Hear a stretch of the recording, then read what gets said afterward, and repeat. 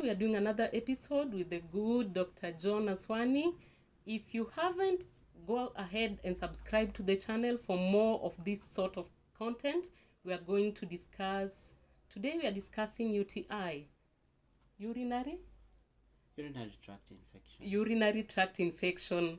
And so join in. Let's go direct into it. Daktari, karibu sana. Asante. In simple and medical terms, in a layman's language, what is UTI? The I bit means infection. And so it's infection affecting the urinary passages. Yes. Urinary passages begin from the kidney. And then there is a tube that connects the kidney to the urinary bladder called the ureter. Yeah. And then there's the urinary bladder itself. And then from the bladder, there's an exit passage that is called the urethra.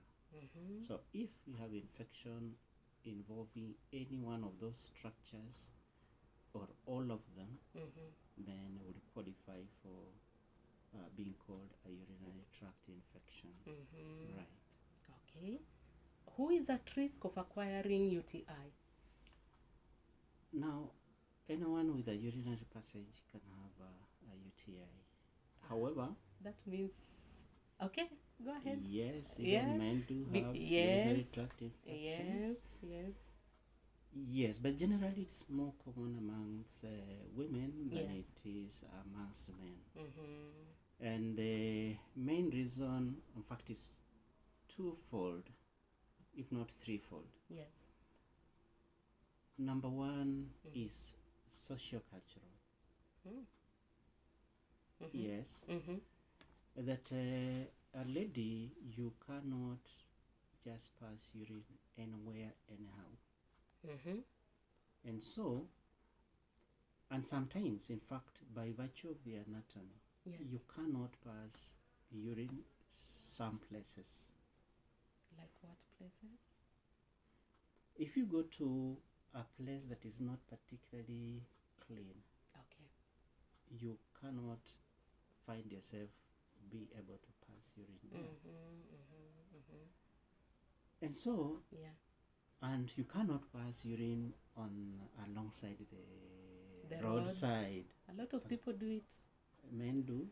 I don't see women. We only think something. No, we go much more inside. Right. Yeah. But you need the courage to cover ourselves. You need the courage to go because the fear of being insects. Seen. Yes. Other than being seen, now the other bit becomes the fear of insects and animals and all that. So there's that much restriction. So women tend to hold urine for long periods of time. That allows urine of itself, passage of urine is a cleansing exercise. It is. Other than removing impurities that come from the breakdown of the food, particularly protein we ate, passage of urine also reduces the number of microorganisms, specifically bacteria, that will be within the passage. So that when you hold the urine for long, you allow them to over-multiply. And once they over-multiply, they start causing injury to the lining. And that's once you have that injury to the lining, that's where now you develop symptoms that constitute a urinary tract infection. So socio-cultural, number one. Of course, the number two, like I said, has to do with the anatomy. We know that the external opening of the urinary system and of course the birth canal are so closely related to the external opening of the food system, the anus. The whole of that region where all these open, in our medical language we call it the perineum, the outlet to the pelvis. And as you would expect, the area of the anal opening has got lots of microorganisms, bacteria. I can imagine, yes. And because of the proximity of the two systems, there's always a likelihood of contamination from the anal side to the urine side. Yes. And so that makes it more likely that a woman will have infection Yes. compared to A man. a man. Okay. Of course, the third has to do with particularly pregnancy. Pregnancy has two effects. Number one, Yes. as the pregnancy grows, it causes some changes in the urinary system that make it that when one passes urine, one does not empty the system completely. And so that residual urine Yes. allows for those bacteria that will be contained to remain around for long, and so they undergo multiplication, increase in number, and can cause an infection. Secondarily, during pregnancy, pregnancy is not an integral component of a mother's body when it comes to the immune system, where the immune system is the body defense system. Yes. Yes. Which is responsible for identifying self from non-self. And usually whenever it identifies non-self, the response is to react against. And so we want to be able to keep this pregnancy, so we prevent the system from being too reactive. Yeah. And the same breath, of course, it becomes less reactive to those microorganisms that give us UTI. So that therefore, by virtue of getting pregnant, women also become more at risk for UTI. Yes. Right. So overall, more common in women than it is in men. Than it is in men. Right. Wow. Are we able to prevent it?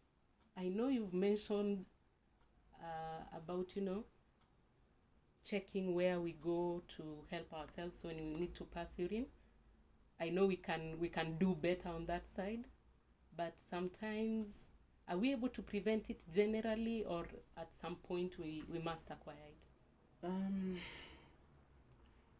Yes, preventive measures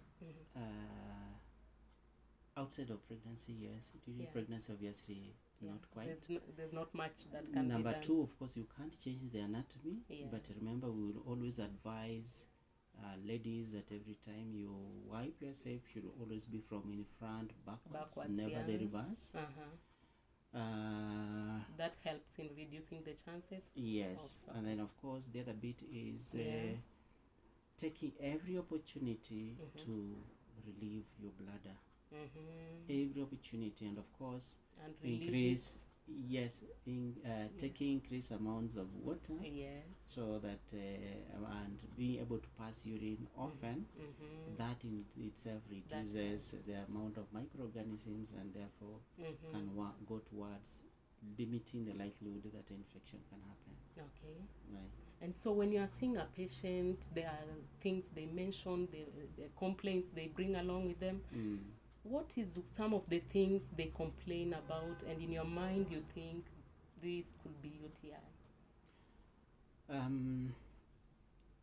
The main symptoms when one has a urinary tract infection, of course, they may also vary depending on where exactly within that system, from the kidney through the ureter, the bladder, the urethra, where the infection is, can determine the kind of symptoms they have. But the commonest usually would be increased number of times of having to pass urine.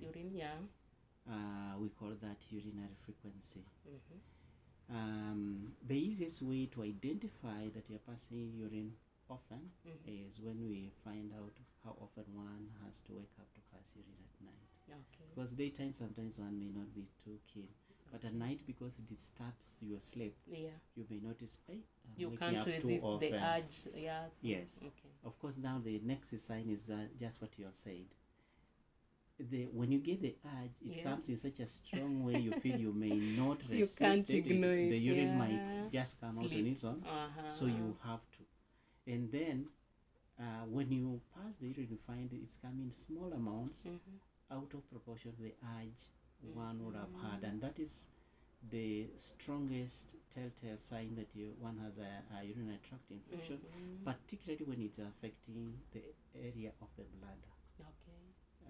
we call that urgency. Mm-hmm. That when you get the urge, Yeah. it's like you have to relieve yourself now. If you Yeah. don't, it will come out on Yes. its own. Yes. The other sign or symptom is pain when one is relieving themselves. Mm-hmm. Sometimes the pain can be when the bladder is full, Mm-hmm. or during the act, or Mhm. towards the end of the act. Mm-hmm. And sometimes that can help us Yeah. to identify which When part of the system It's affected. is affected. Okay. The pain when one feels it most often is the lower abdomen, particularly when it's the bladder. Of course, if it's the urethra, then Yeah. one may feel it lower down in the pelvis. Yes. If it's the kidney, then you Yes. feel it in the At the back. yes, towards the back at At the sides. yes, where the rib cage ends. Mm-hmm. If it's the ureter, then it may be more to the front, but in the side of the abdomen. Okay. Right. When it is the kidneys, then the ureter, the pain will be more when the bladder is full and gets relieved after. When it is the urethra, Yes. you feel it more when the Why? urine is being passed. Yeah. And the bladder more when towards the end of the stream. But the positioning of the pain Yes. helps one to be able to know where. Mm-hmm. Now, if again the infection affects the kidney or the ureter, it may Yes. be accompanied by fever. Oh, And okay. it can be high fever, and it can be also accompanied by nausea and vomiting. But if it's the bladder down, usually there will be no fever, Yes. and there will be no nausea or vomiting. Right. Okay. Thank you so much. And is the condition treatable or is it manageable? Or The condition is treatable. okay. Majority of times, number Yeah. one is caused by bacteria that are commonly present within the system, so that the problem is overgrowth. Over increase in the numbers is the problem. And that's why in a good proportion of persons, they may have those signs of passing urine frequently, small amounts, and, Yes. and perhaps having problems with the urge, Yes. but they not be feeling sick, because largely bacteria the body is accustomed to. Yeah. Of course, there are some that would not be the usual, but that majority of them, they are actually known, so that even without having to do a culture and sensitivity, urine culture, Yes. culture allows us to identify which microorganism. Now, we know a majority of those that cause the infection, within which group they belong, Yes. and which drugs tend to be more effective against them. Yeah, so yes, it is treatable. Yes.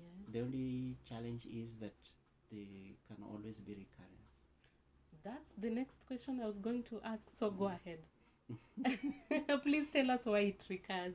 Now, number one, I've said a Yes. good majority are caused by bacteria that are all commonly present, meaning Yes. they are part of the environment. Yes. And those ones you can never eliminate them, Yeah. because if you do, then you have messed up with the normal environment and you cause other problems. Like what happens when sometimes you take antibiotics and you have diarrhea. You Yeah. have destabilized the microorganisms within the food tract, allowed some, eliminated some, and allowed others to overgrow, and so you cause another problem. So you can never eliminate those microorganisms entirely. Yes. Number two, you can't change the anatomy. Oh yeah. It is what it is. It is what it is. Yeah. And number three, even what we say, the sociocultural component. Sometimes It it's is difficult to, make sure you're going in a clean place all the time. That you cannot just pass urine anyhow. I know.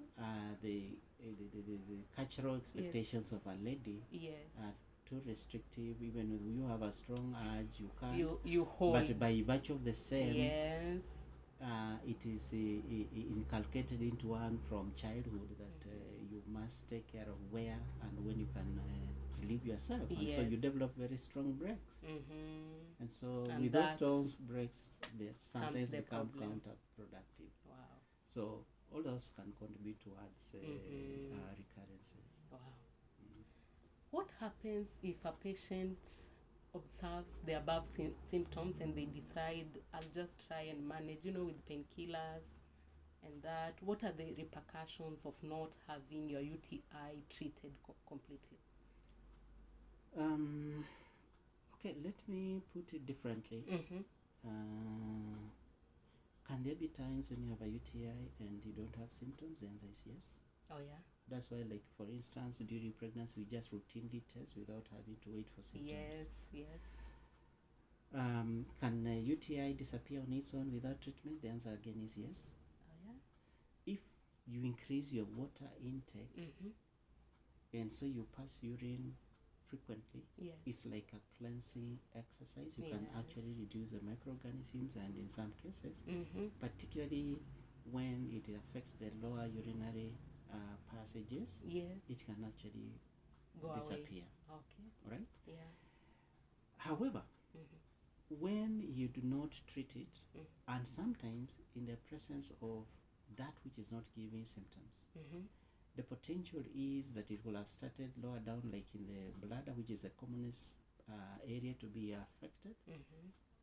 The risk is that it can ascend through the ureter, which is a passage that connects the kidney, right up into the kidney, and it can cause kidney injury to the extent that one can even potentially develop kidney failure. And that's fatal. Yes, kidney failure, unless appropriately treated, can be fatal. Yes. Right. Wow. So it's always good that if it is identified, it is treated. Okay. Right. You've heard it from the doctor himself. If you identify any of the above symptoms, get it treated. Now, there is a lot of myths and facts going around out here. We want you to clear some of them for us. All right. And so I'm going to read some statements. If it's a fact, Daktari will let us know. If it is a myth, tutaachana nayo from today, okay? You ready, Daktari? Right, yes. Okay, number 1. You cannot get infected with UTI if you remain faithful to your partner.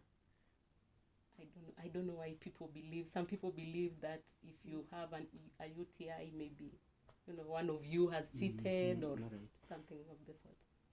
Thank you for bringing that up, because that is an area of confusion, and sometimes us health workers add to it, unknowingly sometimes. Yeah. Because I know there are a good number of times a lady will go to a health facility or a health worker. Yes. Their complaint is an abnormal discharge, and one is sent for urinalysis. That is totally inappropriate. It's not a correct investigation. The correct investigation would be a high vaginal swab. Okay. You see, these two systems meet at the exit. Yes, they do. The urinary system and the birth canal, where the birth canal is the vagina and the cervix upwards. They meet at the exit. Yes. When the urine comes out, if one was having a discharge, it would pick part of that discharge as is exiting. On its way out, And so when you do a urinalysis, you, of course, generally will be looking for increased number of white blood cells. And so you see it. And so you ascribe that to a UTI. That would be incorrect. Correct, Right? Yeah. So that generally bacteria that cause infection in the urinary passages ordinarily do not undergo sexual transmission. Right? Yeah. The only part of the urinary passage that can sometimes be infected by organisms that fall under sexually transmitted infections, specifically gonorrhea and chlamydia, would be the urethra. And when that is the case, not only does one have pain, but they also have a discharge. Okay. But a true UTI has no discharge. It's just pain. Right. Okay. So, what you said falls in where you are saying perhaps a vaginal discharge. However, it's also not correct that every vaginal discharge must be because of a sexual transmission. There are some conditions that can begin from within the system, the body. Again, largely contamination from the anal side, such that they have been identified even in girls who are still virgin, in nuns. The yeast infection. Yes. And its sister or cousin called Trichomonas vaginalis. They can and do develop without any sexual contact. And so there is a term that is coined to explain, to refer to these ones. Usually we tend to call them genital tract infections, distinct from sexually transmitted infections. So a true UTI won't be sexually transmitted. It has nothing to do with sex. Right? So that's a myth. It's a myth. So msipigane kwa nyumba because any of you has got UTI. Not from a urinalysis. Okay. Good. The second statement says if you ignore UTI during pregnancy, it could affect the fetus. Is that a fact? Yes, but I want to clarify it may not be the kind of effect perhaps some people may be having. Not at least in the context of causing deformities, no. However, like I said, if the UTI can have two effects. Number one, at the level of the bladder. If the bladder becomes irritable, it can cause the uterus to also become irritable and contract and can predispose to premature labor. Number two, if you ignore it and the bacteria rise up to the kidneys, when you have infection of the kidney, it can be associated with fever. And fever also causes premature labor. But not that it can affect the baby to the point of causing deformity. No direct effect on the baby. On the baby? No. Just the uterus? The uterus, and in the context that it can predispose to premature labor. Right. Wow. Thank you so much for sharing so much. As we wind up, what is the one advice you give to new moms? Whether you give them before they have their newborns, whether you give them during or after, what is the common advice you give to them? Now, I do not have a standard advice that I give them, but I think this comes in strong. I always remind them that pregnancy is the only condition that has got very many experts. And so they receive a lot of information from all over. Majority of times people will be talking about their personal experiences as though it's the only truth and the only fact. Women, we are guilty on that. Right. So what I tell them is that yes, it is not bad to get information. Part of that information will be useful. But they should always counter-check that information with appropriate professional, so that they find out what is correct and what is not correct. Right. Not all information is bad, but neither is all information necessary and good. Right. Some could be misleading. True. And some, as you said, they could be speaking out of their own experience, which is absolutely different from... It varies from person to person. Right. So check with the doctor. If you're a new mom out there, you are listening to a lot of advices you're being given, check with your doctor before you proceed to do anything. Or even if you feel uncomfortable in any way, Right. Wow. Doctor, it's been a pleasure speaking to you. I hope this is just the first of so many episodes that you'll be joining us in. It's my pleasure. Thank you so much.